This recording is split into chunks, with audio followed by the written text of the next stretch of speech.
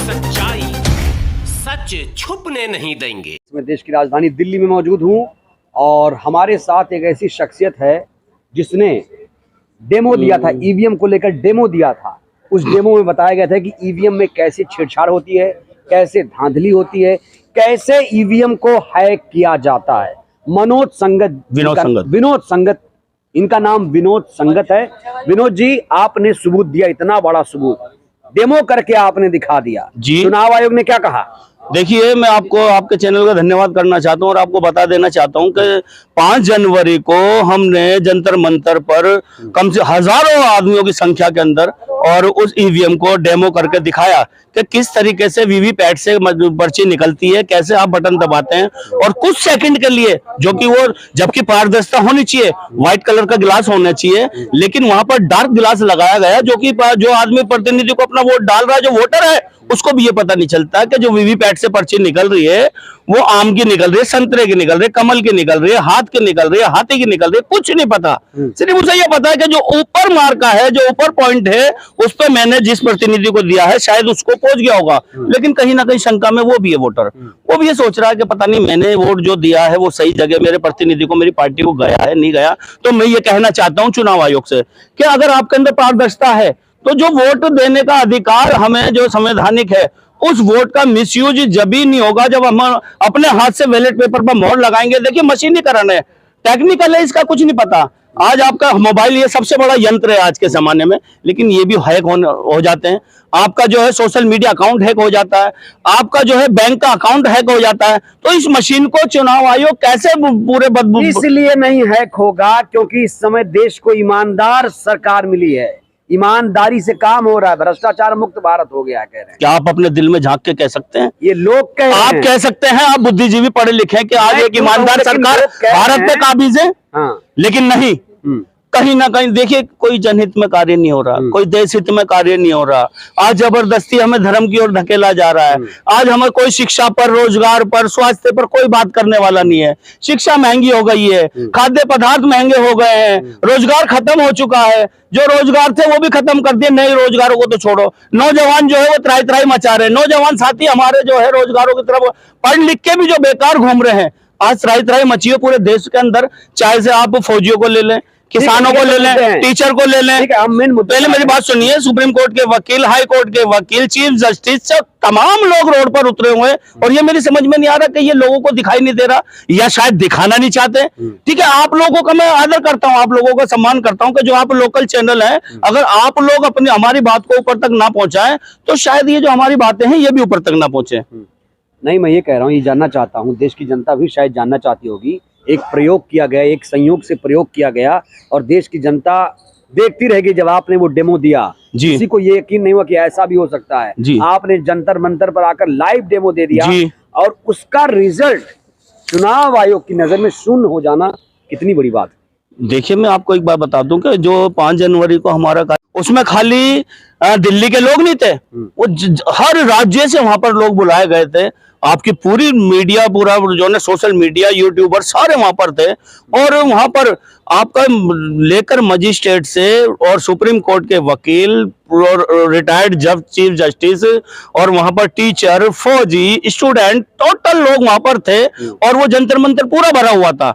और जब लोगों ने वो डेमो देखा और डेमो देखकर जब उनको समझाया गया, और अगर ऐसे आप पारदर्शिता रखते हैं तो मैं ये कहना चाहता हूं, ठीक है आप इससे इलेक्ट्रिक मशीन से करवाइए, लेकिन वीवीपैट जो वो पर्ची निकालता है उस पर्ची को निकालिए और उसको हम उसमें डालेंगे, उसे हम वोटिंग पेटी में डालेंगे ना, आप निकालिए उससे। हम ये चाहते हैं कितने, अगर आप समय बचाने वाली बात करते हैं तो 1 सेकंड लगता है बटन दबाने में और 1 सेकंड लगता है वीवीपैट से पर्ची निकलने में और 1 ही सेकंड लगेगा उसे मोड़कर उसमें डालने में। तो 5 लोकसभा चुनाव में जी, प्रत्येक 5 लोकसभा चुनाव में ऐसी व्यवस्था तो कर दी गई है, कहीं दी जा रही है वीवीपैट? नहीं, ऐसा कुछ नहीं।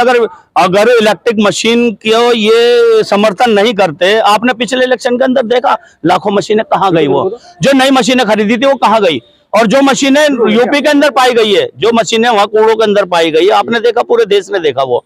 ठीक है, कहीं ना कहीं आप लोगों ने दिखाया, लेकिन कहीं ना कहीं चुप्पी साधे हुए चुनाव आयोग तो कहीं ना कहीं हमें तो प्रेशर में दिखाई देता कि कहीं ना कहीं किसी प्रेशर के अंदर है। और वरना चुनाव आयोग का काम होता है निष्पक्षता से चुनाव करना। चुनाव किस तरीके से होना चाहिए यह जनता पर निर्धारित करता है।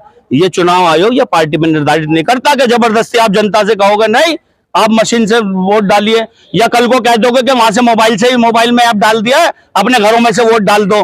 कल को ये भी हो सकता है, हो सकता है बिल्कुल। जब जबरदस्ती चुनाव आयोग और ईवीएम को लेकर इन्होंने इशू बना दिया तो कल ये भी हो जाएगा कि चुनाव आयोग कह देगा अब इलेक्ट्रिक मशीन से वोट नहीं डालेगा, अपने मोबाइल में ऐप डाल दिया, आप चाहे जिससे जो ना वोट डाल दें, चाहे वो कनपट्टी पे बंदूक लगा के डलवा दे, चाहे वो गिरेबान पकड़ के डलवा दे। तालिबान थोड़ी है, तालिबान से कम भी तो नहीं है। आज देखने में क्या हालत बने हुए हैं, क्या हालात बने हुए। ये जो भारतवर्ष है ये कृषि प्रधान देश है, और आज कृषि प्रधान कहाँ देख रहे हो उनके लिए कीले ठोकी गई, बैरिकेड लगा दिए गए, तार खींच दिए गए, दीवारें लगा दी गई, ये आतंकवादी आ रहे हैं।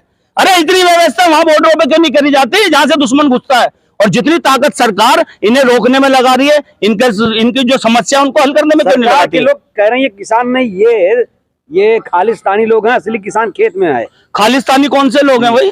और सुनो, ये तो किसान थोड़ा सा भी अपने हक के लिए रोड पर उतरा हुआ, और कहीं इसने कह दिया ना कि 2 महीने हम फसल बिल्कुल नहीं उगाएंगे, पूरे देश में त्राही त्राही मच जाएगी। जो हमारे को अन्नदाता है उस अन्नदाता को परेशान करा जा रहा है, और वो अन्नदाता भी आज ईवीएम के विरोध के अंदर उतर चुका है। उसने भी ईवीएम का समर्थन कर दिया कि ईवीएम को बिल्कुल नहीं होने देंगे। तो किसान आंदोलन जो चल रहा है ये बता रहे हैं कि अब किसानों का समर्थन भी बिल्कुल मिल चुका है। बिल्कुल, क्योंकि कहीं ना कहीं किसान आपके साथ हैं देश भर से, बताइए। नहीं, किसानों ने तो ऐलान कर दिया था अभी ये 3-4 दिन पहले, आपने सोशल मीडिया पे ही मैंने देखा। कितने किसान? अरे जितने भी आ रहे हैं, हमें गिनती तो है नहीं, 1 करोड़, 2 जितने भी संख्या, कितने अभी करोड़ों की संख्या में तो नहीं, लेकिन लाखों की संख्या में बहुत जल्दी आपके सामने आएंगे, और आप ही इंटरव्यू लेते हुए नजर आएंगे, डिबेट करते हुए नजर आएंगे, और कहीं ना कहीं उनके संख्या बल और उनकी हिम्मत को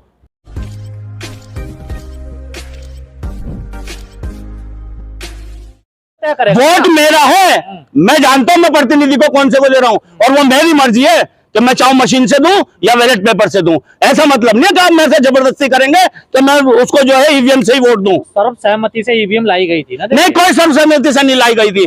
जब तक ईवीएम चल रही थी, जब तक लोगों को पता नहीं था, ठीक था। आज लोगों को पता लग गया कि ईवीएम के अंदर गड़बड़ है, और ईवीएम की वजह से ही आज लोकतंत्र खतरे में है, संविधान खतरे में। संविधान को बचाना, लोकतंत्र को बचाना, तो ईवीएम को है हटाना। तो सबूत कहाँ है आपके पास अगर ईवीएम? अरे फिर वही बात कर रहे हो गजेंद्र जी, मैंने पहले भी इस बात को कहा कि सबूत देने का तो आप मौका ही नहीं दे रहे। मैंने पहले भी इस बात को कहा कि आप इस मोबाइल के लिए आप इस कंपनी से मोबाइल लेकर आए, आपने ये कहा कि इस मोबाइल को कोई माइकल आज हैक नहीं कर सकता। सेम इसी मॉडल को मैं हैक करके दिखा रहा हूं, लेकिन आप कह रहे जो मेरे हाथ में मोबाइल है उसे हैक करें, तो वो तो हम जब ही करेंगे जब आपने हाथ का मोबाइल आप हमें देंगे। वो प्रैक्टिकल थोड़ा, ये जो 50 ईवीएम आप मांग रहे हैं, ऐसा कौन देता है? क्यों नहीं है प्रैक्टिकल? जब आप हमें देंगे और हम जब उसको हम हैक करके दिखाएंगे तो प्रैक्टिकल नहीं हुआ। या तो फिर आप इनके खिलाफ मुकदमा कर देना कि आपकी सोच गलत थी और आपने जो संदेश दिया पब्लिक को वो गलत था, आपसे ईवीएम हैक नहीं हुई। तो कोर्ट जाइए ना आप लोग। नहीं, कोर्ट भी गए हुए हैं, कोर्ट में भी डाल रखा है, और रोड पर उतर के भी इस लड़ाई को लड़ी जा रही है। इतनी सुनवाई में देरी क्यों है? हाँ जी, इतनी देरी क्यों है फिर सुप्रीम कोर्ट में सुनवाई? ये भारतवर्ष आपको पता है, जल्दी से तो यहाँ कुछ भी नहीं होता, ठीक है ना। यहाँ पर लाखों करोड़ों केस जो है पेंडिंग पड़े हैं और बरसों से पड़े हैं। ये तो अभी मुद्दा उठा है, और ये सन 2018-17 से लोगों ने उठाना शुरू करा।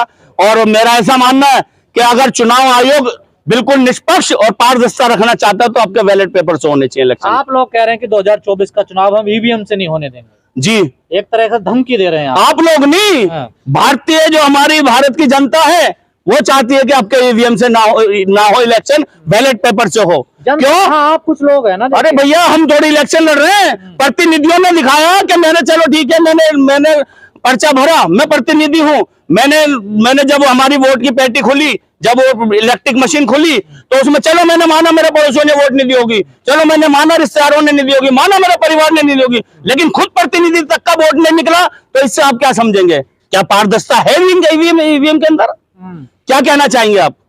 तो कोर्ट है ना उसका रास्ता। अरे कोर्ट में डाल तो रखा है, लेकिन इतनी जल्दी कोर्ट पक्ष में नहीं आएगा, ना ही कोर्ट, सारे सब दबाव के अंदर है। आप समझ रहे हैं कि कोर्ट बैलेट पेपर से कैसे चुनाव नहीं, कोर्ट से कौन सा मसला हल हो रहा है आज के टाइम में? तो फिर क्या रास्ता है बैलेट पेपर से चुनाव होने का? बिल्कुल, पब्लिक उतरेगी रोड पर, और रोड पर उतरनी है पब्लिक, सारे बुद्धिजीवी उतरे पड़े बच्चे चुनाव में सर। नहीं, कोई बात नहीं, लेकिन अगर पारदर्शिता अगर चाहती है चुनाव आयोग, जो हमारा इलेक्शन कमीशन है, अगर वो चाहता है तो बिल्कुल बैलेट पेपर पे होगा। और अगर ने कह दिया ईवीएम से ही चुनाव होगा, नहीं तो ये तो पब्लिक का पब्लिक के ऊपर है, पब्लिक किस तरीके से इसको फैसले को लेती है, क्योंकि फैसले तो सारे जनहित में तो आ नहीं रहे, सारे विरोध में आ रहे हैं जितने फैसले आप देख रहे हैं। कौन सा फैसला जनहित में आया? चुनावी चंदे को लेकर सुप्रीम कोर्ट ने कहा गैर संवैधानिक का तुरंत बंद किया जाए। ये देखिए, नहीं मेरी बात सुनिए, कहाँ मानी जा रही है उस बात को? क्यों माना नहीं जा रहा? नहीं नहीं बिल्कुल भी नहीं।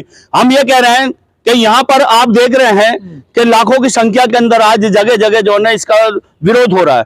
तो अगर चुनाव आयोग किसी प्रेशर में नहीं है तो आकर इलेक्ट्रिक मीडिया पर, पेपर मीडिया पर कहीं भी बयान ये नहीं आया कि भाई हम जो है आपकी जो शंका है उसको हम पारदर्शिता रखते हुए आपको ईवीएम का डेमो इनको दिखाओ ना। आप उन लोगों को दिखा रहे हो जिनको समझ में नहीं है, गांव में जाकर रोडों पर उतरकर इन लोगों के पास लेके आओ मशीन जो विरोध में उतरे हुए हैं। चुनाव आयोग ने 22 पार्टियां बुलाई नहीं थी, तब तो कोई भी नहीं कर पाया। नहीं तो वो तो हम भी दिखा रहे हैं डेमो कर। आपने देखा था 5 जनवरी को हमने जंतर मंतर पे दिखाया था डेमो कर और उसमें जो है हैक करी गई थी इलेक्ट्रिक जो वोटर मशीन है। आंदोलन हो रहे हैं, इसका कोई निकलेगा रिजल्ट? क्यों नहीं निकलेगा? हवा बना रहे हो आप। नहीं, आप जैसों ने तो उस समय भी कहा था जब भगत सिंह जैसे उतरे थे कि ये 2-4 आदमी क्या कर पाएंगे, लेकिन देश को आजादी उन्हीं लोगों ने दी ना। करोड़ों की संख्या नहीं है, करोड़ों के नाम नहीं लिखे जाते शहीदों में, कुछ चुनिंदा जिन्होंने इस देश को आजाद करने में अपने बलिदान दिए। ऐसे ही ईवीएम को बंद करने में जो कुछ चुनिंदा लोग लगे हुए हैं, इन्हीं का इतिहास रचा जाएगा। आपने जो ईवीएम डेमो दिखाया था उसका क्या रिस्पांस था? चुनाव आयोग ने क्या कहा? नहीं, चुनाव आयोग तो इस बात को मान ही रहा। चुनाव आयोग तक ये बात अगर उसके कानों में जू रहेंगी तो कहीं ना कहीं सिंपैथी जताता या कहीं ना कहीं आश्वासन देता कि भाई हम लोग इसका कुछ ना कुछ तो रास्ता ऐसा निकलता है। लेकिन कहीं ना कहीं जिद पे अड़े हुए हैं कि नहीं, पब्लिक चाहे त्राही त्राही मची रहे, लेकिन हम चुनाव जो है इससे ईवीएम मशीन से करवाएंगे। ठीक है, धन्यवाद।